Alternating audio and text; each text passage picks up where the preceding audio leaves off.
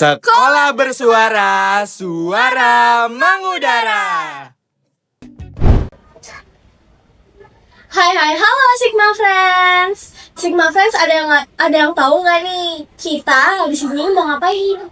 Sigma Friends kayaknya belum tahu nih Kak, salah satu rangkaian dari acara Sigma 2026. Iya nih Zan, Sigma Friends mungkin taunya rangkaian acara Sigma 2026 itu salah satunya setel song request aja.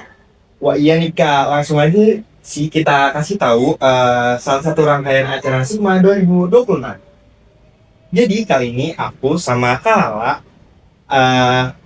akan melakukan AI 35 atau Aspire and Inspire 35 yang merupakan kegiatan podcast Sigma 2026 yang akan mengundang guest yang berprestasi dan keren loh. Hah? Gestar? Serius? Bener banget Kak. Oke lah Zan, daripada berlama-lama lagi nih, lebih baik kita langsung aja perkenalan. Gimana? Perkenalkan, aku Latifah Rizky dan juga rekanku Aku Fauzan Pagi serta guest kita pada hari ini yaitu Kak Sharon.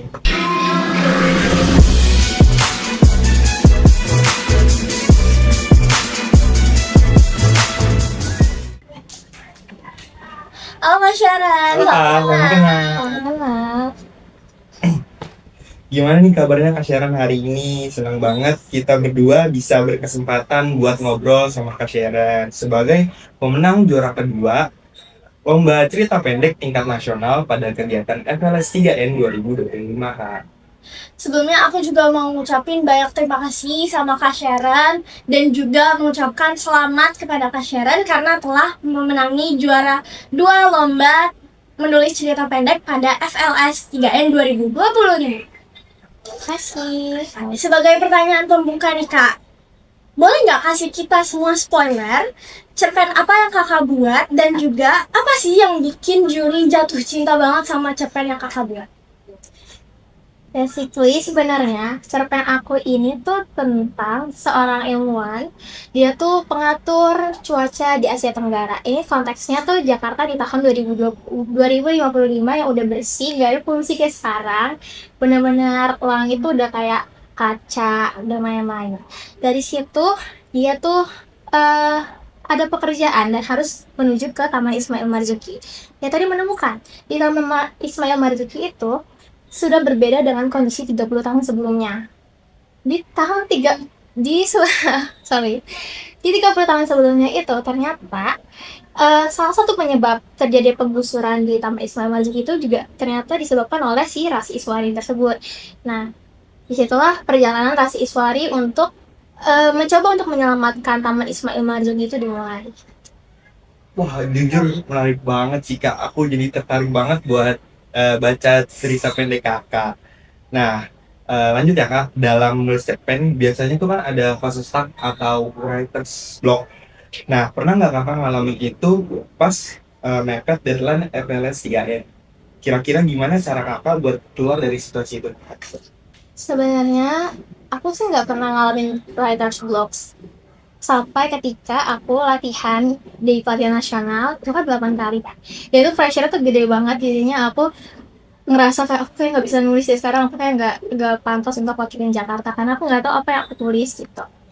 Tapi untungnya di situ aku keingat sama Sore. Kalau kalian tahu film Sore, itu tuh dia menjadi landasan dari penulisan cerpen aku di nasional di bagian aurora merahnya gitu. Kayak ternyata sebenarnya banyak banget ya cara kita untuk keluar dari fase stuck atau yang disebut sama writer's block ini. Penjelasan dari Kak Sharon juga membuka penonton baru buat aku sama Sigma Friends yang lain. Iya betul banget. Nah oke, lanjut ya Kak. Nah setiap penulis itu pastinya punya cara masing-masing untuk mereka menuangkan ide mereka. Nah kalau menurut Kak Sharon biasanya butuh suasana kayak apa sih untuk kakak mendapat inspirasi atau juga mendapat ide-ide cerita? Apakah perlu seperti kayak mendengarkan musik atau mencari suasana baru? Kalau dari aku sendiri, latar dari aku harus menulis itu nggak penting menurutku. Karena yang paling penting itu adalah kesiapan dan mental aku sendiri dalam menulis. Tapi kan setiap penulis berbeda-beda. Iya, betul. Tulis saya sama. Nah, justru dari cara penulis ceritanya itu merupakan salah satu aspek yang dinilai sama juri.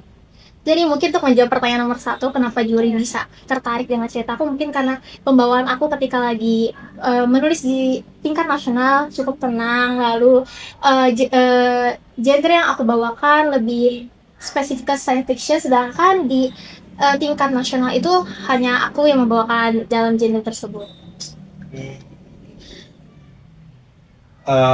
Unik sih kak dengan cara kakak seperti itu. Benar banget. Eh, ya, lanjut pertanyaannya kak. Sebagai anak kelas 12 nih kak, yang pastinya tuh mulai sibuk banget sama persiapan ujian sama kuliah kan.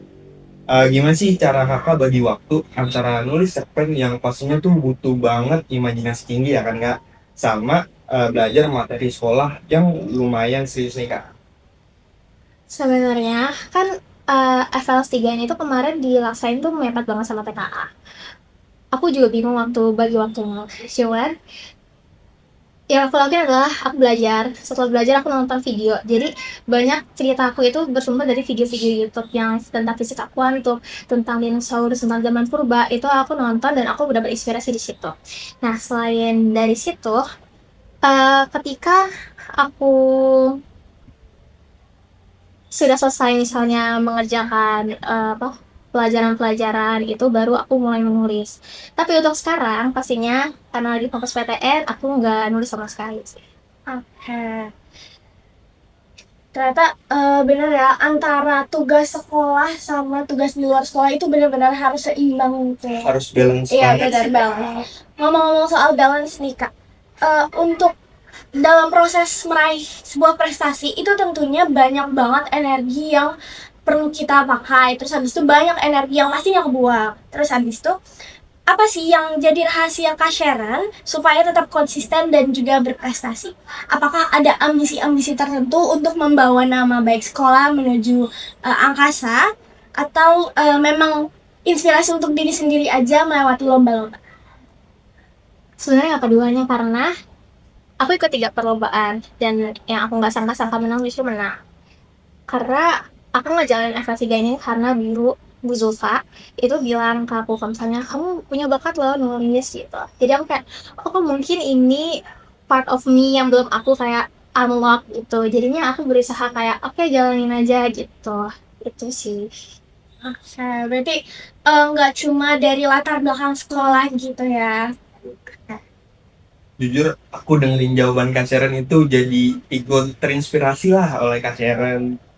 Bener banget. Terus habis itu makin sadar kalau ternyata kunci konsisten itu bisa muncul dari berbagai macam ya.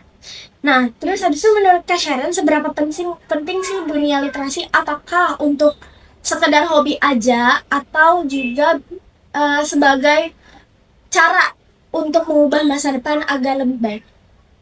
Menurut aku literasi itu baik menulis ataupun membaca itu sangat penting, karena kita sebagai manusia pasti hidupnya akan terus menulis dan membaca sampai akhir hayat kita.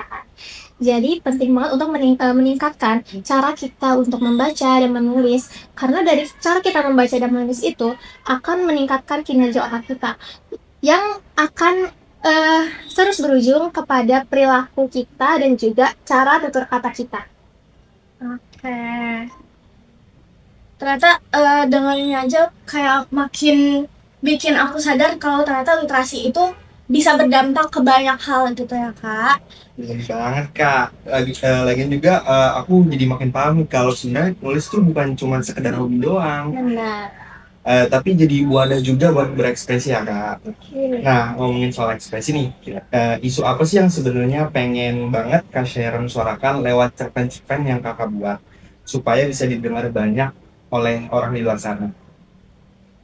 Kalau untuk sekarang, aku pengen banget nulis tentang keadaan Indonesia saat ini, seperti yang kita tahu dengan kebijakan-kebijakan pemerintah yang mulai mengarah ke hal-hal yang tidak sesuai dengan yang seharusnya. Nanti aku berjanji kalau sudah selesai dengan perptn ini, aku akan menulis cerpen tentang hal itu. Oke, berarti lebih ke seperti isu sosial gitu ya kak. Tuh. Oke. Pertanyaan selanjutnya kak, buat Sigma Friends yang mungkin punya bakat terpendam nih Kak, cuman dia masih malu-malu buat ikut lomba kayak FL3N. Nah, apa sih pesan dari Kak Sharon atau tips supaya mereka tuh lebih berani buat menuju menari versi mereka sendiri Kak? Kalau menurut aku ya coba aja selagi bisa. If we never try, how we will know kan. Jadi selagi punya umur yang masih muda, masih punya potensi dan punya dukungan dari segala belah pihak dari sekolah, guru, teman-teman, atau bahkan dari diri sendiri pastinya bisa. Dan apa ya? Proses menang itu tuh bukan semata-mata langsung bisa menang, tapi harus melewati banyak runtunan peristiwa yang menyakitkan juga terlebih Betul dahulu. banget. Setuju sih, karena kan eh kalau nggak dimulai dari diri sendiri, apalagi gitu kan ya. Oke, kalau untuk Sigma Friends yang mau ikut FLS 3N tahun ini, kakak bisa nggak bagi tips ke kita semua? Apa sih tips and triknya? Terus habis itu gimana sih sistem penilaian juri-jurinya pas nanti di penilaian itu? Sejujurnya aku kan nggak tahu ya gimana sistem penilaian juri, tapi dari pengamatan aku, FL3 ini harus terkandung dengan unsur budaya yang cukup kuat di apapun cabang lombanya itu harus mengandung kebudayaan, lalu juga diiringi dengan inovasi-inovasi baru. Jadi tuh nggak tahun ke tahun ini aja gitu. Coba. Ternyata tuh juri menilai itu lumayan detail ya Kak. Ternyata Benar. bukan cuma sekedar ceritanya bagus aja, Iya, benar harus ada banget, nilai Kak. budayanya juga. Nah, tanya terakhir nih ya Kak, sebelum kita beneran pamit. Setelah lulus dari SMA 35 nanti, apakah Kak Sharon bakal tetap lanjutin dunia tulis menulis ini sebelum di bangku kuliah atau ada mimpi besar lain yang pengen Kakak raih? Sejujurnya aku memang bakal lanjutin nulis novel di tahun ini, insya Allah. Jadi nanti kalau bisa, kalau udah terbit nanti tahun ini atau tahun depan, aku mau bagiin bukunya ke sekolah kita dulu. Semoga nanti Sigma Friends bisa baca karya-karya aku di sekolah ya. Amin. Apapun pilihan kakak, kita berdua doain yang Betul, kita semua terbaik. doain yang terbaik sih, Kak. Terima kasih banyak buat Iya. Kak Sharon karena telah menyempatkan waktunya buat hadir pada podcast Aspire and Inspire 35. Bener banget.